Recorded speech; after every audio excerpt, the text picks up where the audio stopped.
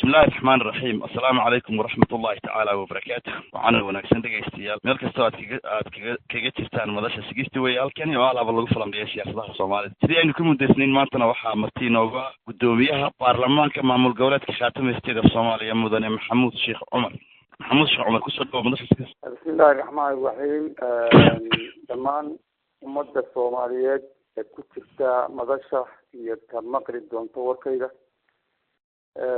iyo dhamaan dadka reer Khaatumo ku jira ama maqli doona waxaan ku salaamayaa salaanta islaamka assalaamu calaykum waraxmatullaahi waxaad si kooban noogu guud martaa hadalkii ka dhacay Caynabo xaaladda Khaatumo imika oo buuhoole imika saldhig uu yahay iyo gabi ahaanba sida arrinku yahay bal naga dabagee maanta bismillaahir rahmaanir rahiim marka horeysa maamulka Khaatumo wuxuu leeyahay dastuur aanu ansixinay baarlamaan ahaan qodobka way xaajoodyada ama in lala xaajoodo dhammaan cid kasta oo danta ummadani ku xidhan tahay qodob ka mida weeye wax khilaafii kama jiraan qodobka 64 weeye dastuurka shirkii ka dhacay meesha la yidhaahdo Balle Cad ee ay joogeen golaha sare dhaqanka golaha baarlamaanka iyo golaha xukuumadduba qodobka waad maqasheen in la soo qaaday waana laga wada hadlay si guudna waa loo ansixiyay guddi wada xaajoodna waa lagu abuuray oo 5 xubnood dabayaaqadii bishii aan dhaaftay ee July golaha xukuumadda iyo guddida fulinta ee baarlamaanka shir bay galeen soconayay muddo 9 casho ah iyadana waxaa duruufo badan markii la xeeriyay la isla eegay waxaa lagu go'aansaday madaxweynahana aanu ugu xil saaray inuu cid kasta oo ama Soomaali ha ahaato ama dowladda Soomaaliya federaalka ha ahaato ama Puntland ha ahaato ama ha noqoto Soomaaliya ha noqoto ama Ethiopia ha noqoto iyo dalalka kale caalamkaba cid kasta oo diyaar u ah in ay inagula kulanto ama nagu xaajaysato maamul ahaan oo maamulka Khaatumo u ogol inay maamulka Khaatumo ku wada hadlaan ama ku wada xaajistaan waanu xil saaranay inuu hawshaas shirkan ka dhacay meesha la yiraahdo Caynabo wuxuu daba socday go'aamadeeda iyo qodobada dastuuriga ah waxaa kulmay xubno wasiir ah halkan laga diray odayaal dhaqameed xubno qurba-jooga siyaasiyiin iyo xubno kale oo dhinaca ka yimid Somaliland waxaa laga wada hadlay qodob in la wada hadli karo laba maamul ahaan waa la isku raacay inay Khaatumo iyo Somaliland wada hadal bilowdaan qodobka labaadna wuxuu ahaa in muxuu ahaa lagu wada hadli karo ama lagu wada hadli doono dalalka dibadda dal ka mid ah oo aan Khaatumona gaar u soo codsanin Somaliland gaar u soo codsanin la iswaafaqay ay labada raalli ka yihiin way jiraan qodobo yaryar oo ka horeeya oo muddada uu soconayo wada xaajoodku haddii ay beedinkareeyay iyadana aanu wax meel ka dhiganay way jiraan marka hawshaasi caynkaa weeye wada hadal bilow ah weeye waxaa lagu heshiiyey in la wada hadlo oo laba maamul ahaan maamulka Khaatumo iyo maamulka Somaliland ay wada hadlaan danahooda iyo xaajooyinkooda ay ka wada hadlaan dowladda oo la isku afkartayna lagu wada hadlo dhexna ay ka ahaadaan heshiiska na dhex mari doona ama aan la tegi doono ma aha mid saameyn ku yeelan doona midnimada ummadda Soomaaliyeed ilaalin doona waa mid ilaalin doona midnimada iyo jiritaanka ummadda Soomaaliyeed waan fahanay Maxamed xubinta waad mahadsantahay dhageysiga halka weli naga socotana waa madasha sigisti oo alaba lagu falanqeeyo siyaasadaha Soomaalida maanta waxaa martiin ugu gudoomiyaha baarlamaanka maamul goboleedka Khaatame State Soomaaliya mudane Maxamuud Sheekh Cumar maxamed maxaa xilligan kusoo aadiyay wada hadallada xilliyo waxaa jiray dadka qaar ay leeyihiin kaga haboonayd xilliyo waxaa jiray idinka iyo Somaliland dagaalo idinka iyo guluf colaadeed idinka dhexeeyay oo hadalka loo baahnaa xilliyo waxaa jiray xilliyada kasii adkaa imika oo wax dhaqdhaqaaq ciidan ah ama dhibaato taageeray aanay jirin maxaa kusoo beegay xilligan wada hadalka inuu furmo duruufo badan oo adag yaa maamulka Somaliland ka jira uu madaxda u yahay dadkan reer Khaatumo dhex martay dhimasho le, dhaawac le, barakicin le, qabsi le, wax badan baa galay oo aanu jirin garowshiinyo aan ku kala qaadanaynin. maanta haddii ay iyagu ogolaadeen in ay maamulka khaatumo maamul ahaan ula hadlaan, ciddii wax naga haysay ama dhibka noo geysanaysana ay iyaga tahay, waxaan odhan karaa sabab aanu anagu ku diidno oo waa soo dhaweyneynaa, waana soo dhaweynay.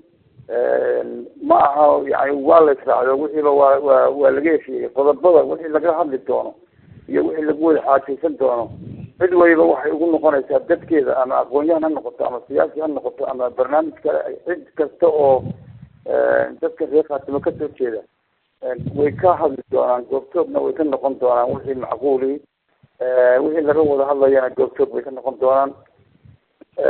marka xilligan waxaa kusoo beegay, waa markii u horeysay maamulkaasi uu ogolaado maamulka khaatumo inuu wada hadal la yeesho. waa marka xigtee xilli kala guur baa ummadda soomaaliyeed oo dhan ay ku jirtaa, duruufo badan darteed baa kalifay inaan anaguna diyaar noqono, iyaguna diyaar noqdaan. waa hagaag, si wacan baan u garanay, waad mahadsan tahay. su-aasha kale aan ku weydiinaya maxamuudow, isla arrinka la xidhiidha waxa weeye, dad badan baa wadahadalka filayay, indhawaalana waa laga sanqarinayay, siiba ka maamul ahaan dhowr jeer aad tidhaahdeen waanu gelaynaa, la gelaynaa aan idhaahdee wadahadal cid kasta oo dantayada gasho, laakiin shuruudaha la filayay inay ka horeeyaan. tusaale ahaan waxaa lasoo tuuray beriyo dhaweyd oo media ay qaadaa dhigayeen in maamulka khaatumo iyo somaliland ay wada hadli doonaan, laakiin shuruud ay ku xidhan yihiin oo dhinaca khaatumo ay ku xidheen in ciidamadooda ay kala baxaan deegaanada khaatumo, in laba maamul loo wada hadlo, in meel ammaan ah oo labada deegaanba udhexaysa lagu wada hadlo. shuruudaha maxaad ka taraasheen ku bedelateen idinku, ila si maxaa la maqlay in caynaba wada hadal ka socdaa? waa su-aal wanaagsan. way jireen waktiya kuwa lasoo maray, duruuftuna marba meel bay maraysaa. khasaare waxaan ahayn oo imika dagaal laga sii qaadaa ma jiro. haddiiba ay ogolaadeen inaan wada hadallo, wadahadalka iyaga dambe dee wuu yeelanayaa shuruudihiisa iyo programkiisa, laakiin in la wada hadlo dee ma diidayno, waana taageeray, waana ogolaanay. meelo dadka udhexaay iyo meelo muxuuha caynaba dee deegaankeenii baabay ahayd adegeydeen. wax kasta ha ahaato waxaan diyaar u nahay oo aan mudan ku jirin in maamulka somaliland iyo maamulka khaatumo ay ku heshiiyeen inay wada hadlaan. wadahadalka ay galayaan iyo wadaxaajoodka ay gelayaan, maamulka khaatumo oo keliya uma taagna xubnaha ka tirsan, wuxuu u yaalaa dhammaan dadka reer khaatumo meel kasta ha joogee, kii aqoon leh iyo kii sharciyaqaan ah iyo kii ay xaajada dadku ka go-do iyo kii loo iiran karo nooc ay tahayba, nin galbood ha noqoto, culimaauddiin ha noqoto, haween, cid kastaba ha noqotee. wax dhuumasho ah oo laysla baxsanayo meel laysla galo, waxa laba nin doonayaan ama 3 nin doonayaan lagu furinayo ma noqon doonto. waxay noqon doontaa in ummad si mugle loo wada hadlo, loogana xaajaysto, cid dadka materi karta oo lagu kalsoon yahayna ay ka qayb qaadato. aad baad umahadsan tahay. waxaa carabkaaga dhowr jeer kusoo celcelisay laba maamul, khaatumo iyo somaliland ayaan wada hadlayn. somaliland warar ka soo baxay waxay sheegeen garab mucaarada oo soo xirooday language caynkasta isticmaale in laba maamul aad wada hadlaysaan. maxaad ku caddaynaysaa maxamuud? waxaan ku caddaynayaa dee waanu islaba meel dhiganay. kuwii madaxweynaha iyo haddii golayaashooda qaarkoodna way ka hadleen. hadalka aanu sheegaynaa garanti ma aha in haddii laysu tagay la heshiin doono, khasab ma aha. laakiin waxa aanu anagu qaadanay waxa weeye inaan laba maamul ahaan u wada hadallo. wax ka duwanaanaya oo ka hooseeya oo lagu wada hadlayaa. adigu maxamuud ahaan waad mahadsan tahay, taa si fiican baan fahmay. adigu maxamuud ahaan ama guddoomiye baarlamaan ahaan, sida igu maqaalo ah waxa weeye dadkii kasoo horjeestay dhaywan ayaad ku jirta. goormaa wada hadallaba la jaan qaatay? waa arrin saxan weeye, wayna jirtee beenin maayo. dadka reer khaatumo ee deegaanadan jooga iyo dadka reer somaliland ee ku aadan ama muddo ilaa 80 ah oo gaadhaysa 40 sano ku dhawaad, waxaa dhex yaalay dagaal, dhimasho, dhaawac, dhac xoolaad, wax kasta oo bini aadan isku sameeyay ayaa dhex taalay. waa dad in badan dad u soo shaqeeyey, dad ay doorteen ama ay magacowdeen, ay si dhuuban ugu galeen oo ay ugu tageen, ama ka somaliland ha noqoto ama ka puntland ha noqotee. waa dad kalsoonidoodii aada iyo aad aan u arki jirin dad la xaajeysta oo kasoo noqda oo xaajo u arkayay in loo gelayo waxaa kale oo wehelisay kicin badan baa dadkii galay shacabka ahaa kalsooni badan baa gashay somaliland baa loo galay baa layidhi dadka maamulka puntland oo dhaqaalo badan iyo awood badan soo saaray dadka halkan jooga oo dhaqaalo soo geliyey oo kicin ku abuuray iyo weliba shaksiyaad kamida kuwa maamulka somaliland ku jira ee kasoo jeeda gobolada khaatumo kasoo jeeda oo malaa iyana isyidhi xilalka yaryar ee aada haystaan baa loo soo socdaa yaa dhaqaale kusoo bixiyey dadkii xun baa loo kiciyey abaabul xun baa kacay dadkii markii horeba khaatumada yani ujeedooyin badan baa la geliyey si aan wixii ahayn baa loogu dhigay daaraad baa la abaabulay hub leh waxaan le kicin badan leh dadka kale ka toogsaday maamuladaasina adeeg dhaqaalay ku bixiyeen sidaa darteed markii aan arkay xaaladda aan dadkii u tegay la hadlay abaabulkoodii aan kuwii abaabulayay u tegay si kasta ula xaajooday ay ii diideen ay ii suuro geli weyday inaan joojiyo aanan u arkay in isku dhacyo iyo dagaal ka bilaabmayo go-aan aan qaatay buu ahaa inaan fuliyo inaan joojiyo mudaaharaadka iyo si aan dagaal u dhicin dadkaa dhexdiisana dhibaato kale oo saameyn ay ugu dhicin sidaasaan dadkii abaabulayay ugu yeeday gurigayga la imid anaa hadlaya isuguna yeedaya golihii baarlamanka tallaabana ka qaadayna sida oo joojiyayaan dhibaato kala dhicin sidaasaan go-aankaa ku qaatay laakiin waxaa laa shak ah oo aan mudan ka oogneyn in arrintaa intaas oo jeerna la ansixiyey aanuna ogeyn oo ka waraynay balse tan kalistay waxa weeye dadka waxaan ku hadlayay golihii shacabka afkiisii baan ku hadlayay dadkiina doortay weeye shacabka iyagi weeye si dhuuban oo khatar ah baa loo adeegsaday oo loo dhexgalay inaan markaa dhibaata ka dhicin khasaare ka dhicin yaan sifican baan u garanay aad baad umahadsan tahay waxaan u fahanay arrinta waa la socday laakiin isku dhac dadweyne iyo caynkaasa anoo ka hortegaya dami shacab bay ahayd arrintan aad iyo aad baan u garan waad mahadsan tahay dadkiina dib kasoo dhegeystayaal nagala socotaan weli waa madasha sigisti oo aalaaba ah madal siyaasadda soomaalida lagu falanqeeyo maanta waxaa marti inoogu ah gudoomiyaha baarlamaanka maamulka khaatimaystada soomaaliya mudane maxamuud sheekh cumar oo aan laynka telefoon ku tiigsanay isagoo jooga magaalada buhoodle maxamuud shir baa tiri markii aad buhoodle ku jirteen nairobi ka dhacay dhowaan waa aqoon-yahankii iyo madaxdii khaatumo ama qoladii la odhan jiray ha ahaadeen G10-ka ama madaxweynihii hore ee madaxweynaha iminka talada haya kala wareega xilka xubno baarlamaana jaaliyadaha madaxdoodii video noocaas oo number aad u culus ayaa isugu yimi waxay kasoo saareen warmurtiyeed ka koobnaa 9 qodob kale kamid buu ahaa ciddii danta iyadu gashaba waan la hadlayna guddiyey magacaabeen waraysi aanu ka qaadnay madaxweynihii hore goobjooga arrintan wuxuu noo sheegay guddi madaxaajood inay magacaabeen kal dhaweyd markaad ballacaad joogteen golayaasha xukuumadda iyo baarlamaanka iyo odayaal dhaqameedkuba halkaana guddi baad ku magacaawdeen guddigan iminka caynaba ka galay wadahadalku labadaa guddi midna maaha yaan la oran karin midir hoosteyn baa ku jirta arrinta marka u horeysa guddida la magacaabay guddida wadaxaajoodku golihii iyaga lagu ansixiyey ee lagu magacaabay baa job description-kooda ama waajibaadkooda shaqo lagu ansixiyey 3 goleba iyagoo jooga waajibaad shaqay leeyihiin ma aha dad dastuuri ah oo muxuu ahaa dad electric oo la doortay ma aha waa dad aqoon la biday waayo aragnimo la biday loo gartay inay wax badan u fulin karaan dadka haddii ay beedinkeeda leeyahay laakiin go-aanka sida shaqadu ay tahay wixii loo idmado bay qabanayaan oo loo dirayaa dal hebel iyo dal hebel xiriid baa noo qabsoomay wadahadal baanu leenahay wixii tala ah iyo wixii fikra iyo technicalitiga iyo kasoo hadla wixii iyagu ay soo gudbiyaan ee ay yidhaahdaan dal hebel baa naga codsaday inaan wadahadal samayno oo la yidhahdo gala ilaa xad bay leeyihiin laakiin go-aanka ugu dambeysa golaha xukuumadda ka qaadanayaan golaha xukuumadduna wuxuu ka ansaxsanayaa golaha baarlamanka marka taas laga gudbo shirkii ka dhacay Nairobi dee maamul baa dhisnaa, madaxweyne leh, ku-xigeen leh, baarlamaan leh, gole wasiir leh. waa ragga dhisayena raggii aada ugu gacanta yani gacanaha waaweyn ku lahaa ama lugta badan ku lahaa jiritaanka khaatumo yay ahaayeen.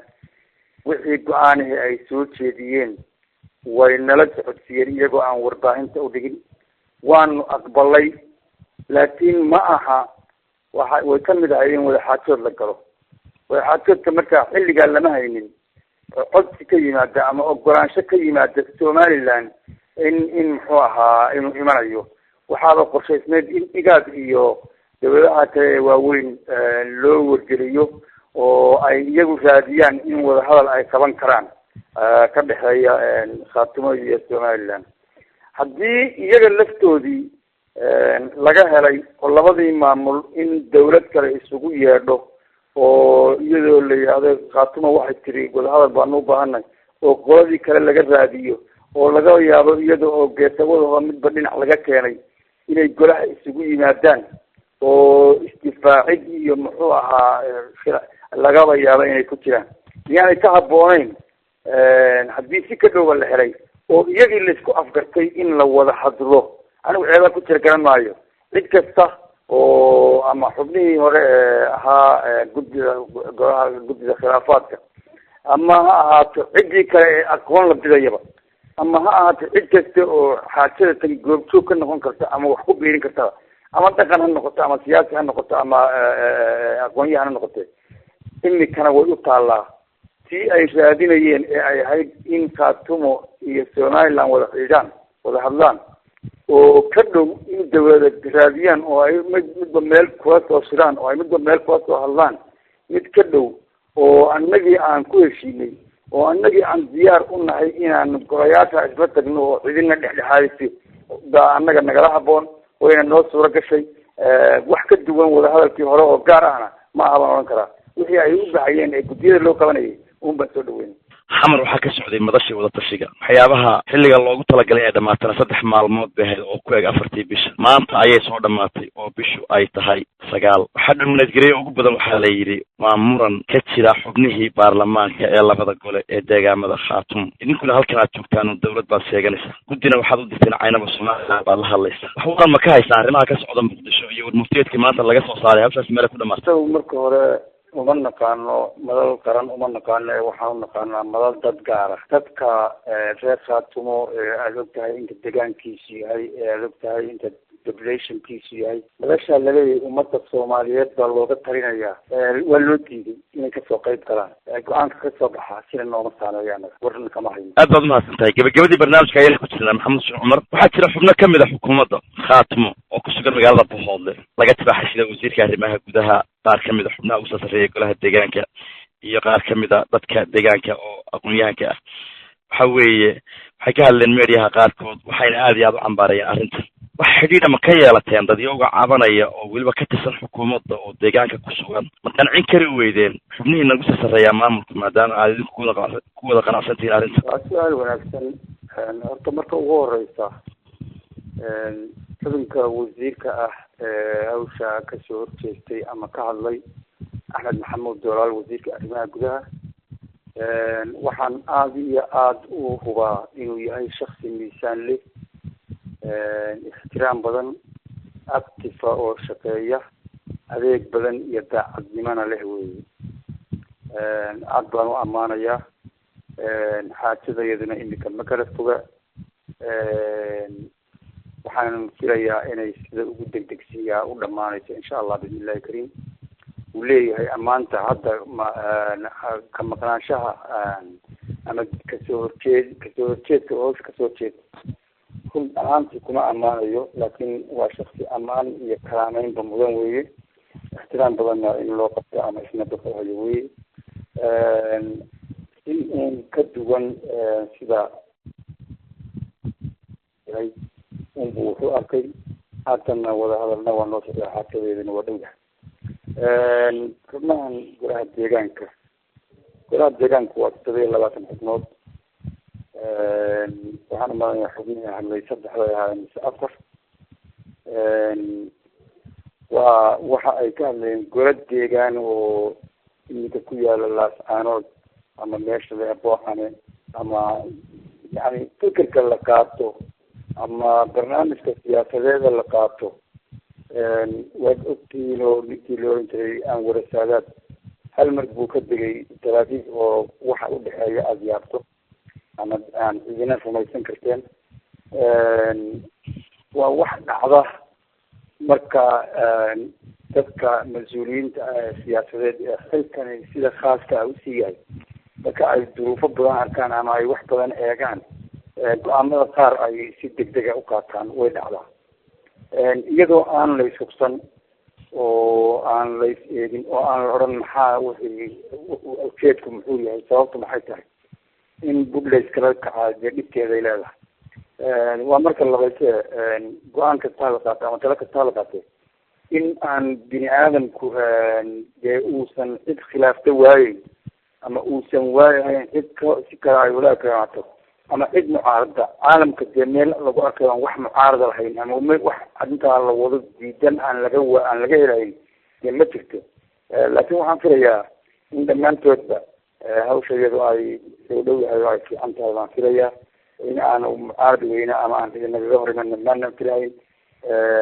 imikana waxaan jecelahay insha allah inay noo soo gasho oo aanu isku mawqif noqono. waxaad ugu jawaabaysaa maxamuudow gaar ahaan dadka reer khaatimo khaasatan kuwa dabadaha ku nool ee aada iyo aadka u quudaraynaya sanadihii lasoo dhaafayba arrintan kolkay soo wacaan baarlamaanka la odhanayo wadahadal baa la galay nagu kalsoonaada dhinac kale markay soo wacaan waxba kama aanan ogay arrintaas waxaan ka ognay maaha oo confusionka noocaasi uu ku furan yahay waa maxay jawaabta aad siinaysaa masjidka ugu dinsan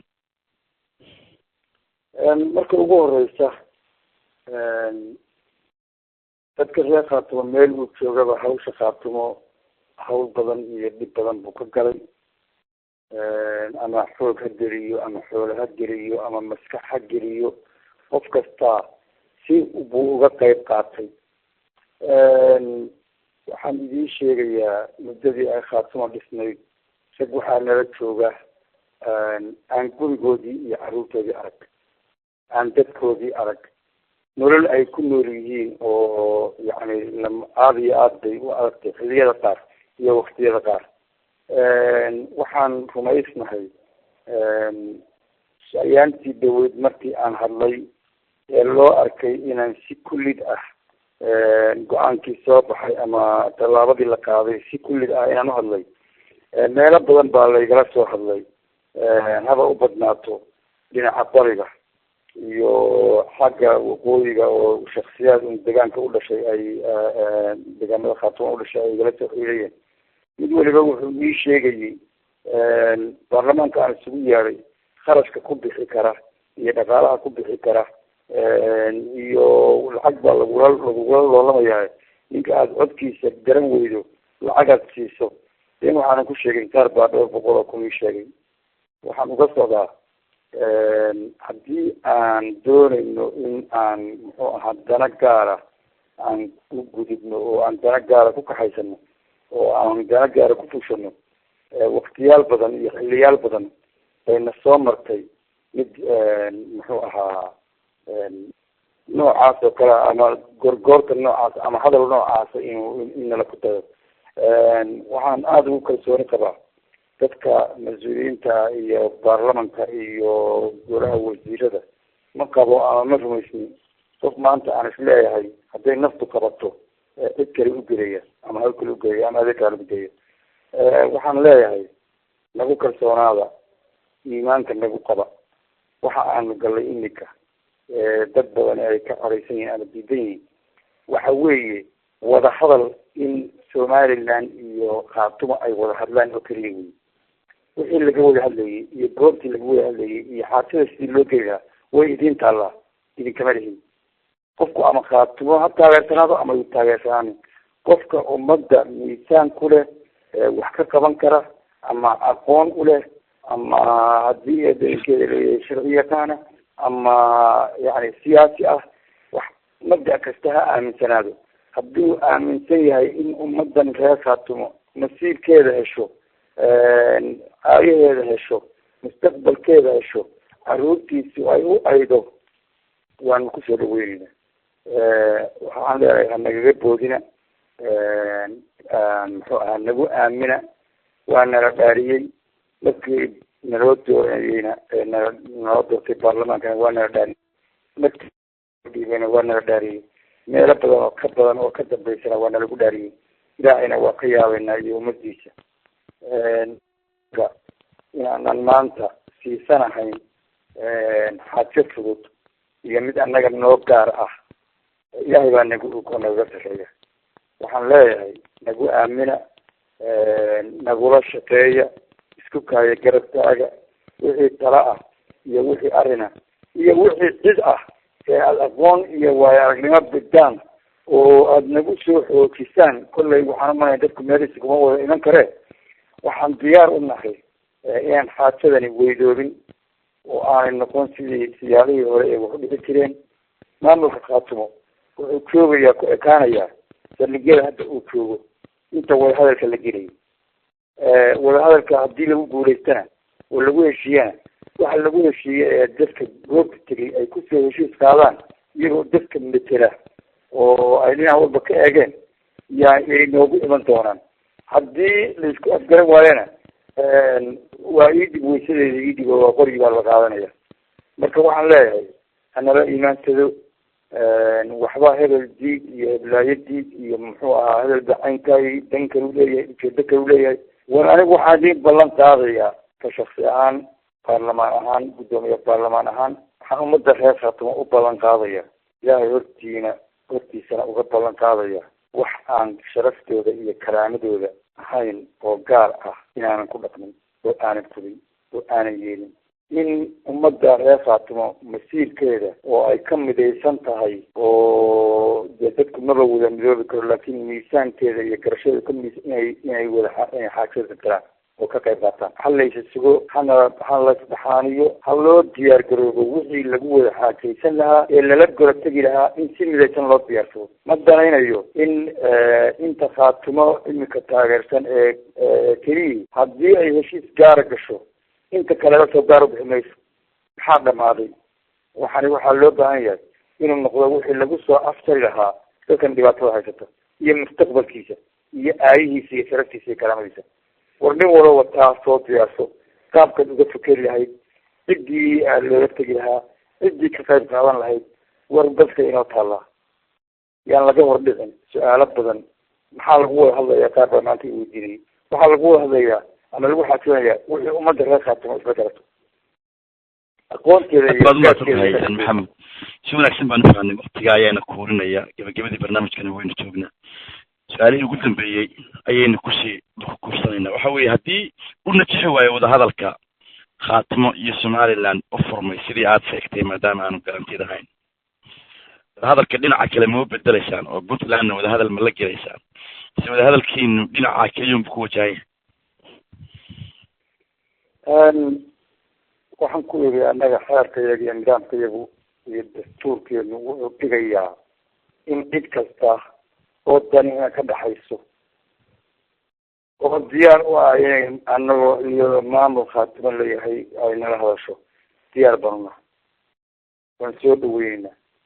ama ha noqoto ka puntland ha noqoto, ama ha noqoto ka somaliland ha noqoto, ama ha noqoto federaalka ha noqoto, ama ha noqoto muxuu ahaa maamullo kale ha noqdo.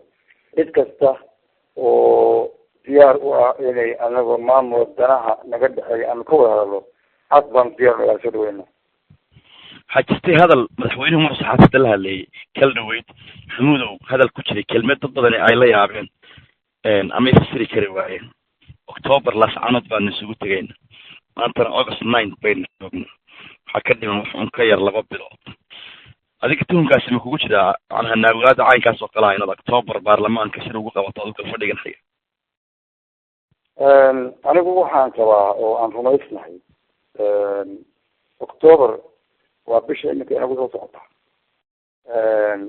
waxaaba laga yaabaa in wadahadaladan iyo arrimahan ay dib uga dhacaan. aada iyo aad baan waxaan u qabaa in muddo aan fogeyn dadkan xuquuqdooda heli doonaan. laakiin date aanu qabanayo iyo taariikh aanu qabanayo ma jirto. ama October ha noqoto, ama November ha noqoto, ama December ha noqoto, waxaan rumaysnahay in ay xuquuqdooda helayaan, deegaanadoodii ku noqon doonaan, dalkooda ay u talin doonaan, ay ka talin doonaan. Okay, dhegeystayaal nagala socotaan weli waa madasha 60 oo ah lagu falandeeyo siyaasadaha Soomaalida. waxaa maantana martiin ugu ah gudoomiyaha baarlamaanka maamul goboleedka Khaatime ee Soomaaliya mudane Maxamuud Sheekh Cumar oo ku sugan magaalada Bohol. mudane su-aasha ugu dambaysa waxa ay leedahay shirkan imika Caynabo shirka xigi doona halkee buu ka dhici doonaa, goormuuse dhici doonaa, yaase isku arki doona ogaalkaaga? waa su-aal wanaagsan. dalka waan kuu horumariyey, waxaan ku iri waa dal aan Soomaaliya gudaheeda ahayn ka baxsan. labada dhinac ee ku wada hadlaya ama Khaatimo iyo Somaliland ay isla qaateen inay ku wada hadlaan iyaguna aqbalay. dal kastaba ha noqoto, weliba waxaa aada u suuragala inuu dawladaha waaweyn noqdo. cidda tegi doontaa waa ciddii loo garto hebel iyo hebel iyo hebel maaha. waa ciddii loo garto, cid u qoran ma jirto. waxaa loo baahan yahay guddiyadii wadaxaajoodka oo cid kasta oo aqoon iyo aragtiba kusoo kordhin karta. waxaa loo baahan yahay cid go-aan midaysan oo bulshada reer Khaatimo ah uu ka go-i karo. marka cid gaara oo hebel iyo hebel oo hadda tilmaaman oo cayimay ma jiraan. muddaduna sidoo kale ay hog macayeen iyaduna Soomaa. muddada marka laysla afkarto dadka la tegayo yaa muddada dhici karta in la qabto markaa. aad iyo aad baan kaaga mahadcelinaynaa. labadii dhinac ee kuwa xaajoon lahaa iyo dalka heshiiska lala galaa ay isla qaataan muddada iyo xilliga. aad iyo aad baad umahadsan tahay. kaasi waxa uu ahaa gudoomiyaha baarlamaanka maamul goboleedka Khaatime ee Soomaaliya mudane Maxamuud Sheekh Cumar. waanu ku wareysanay madasha 60 isagoo ku sugan magaalada Bohol.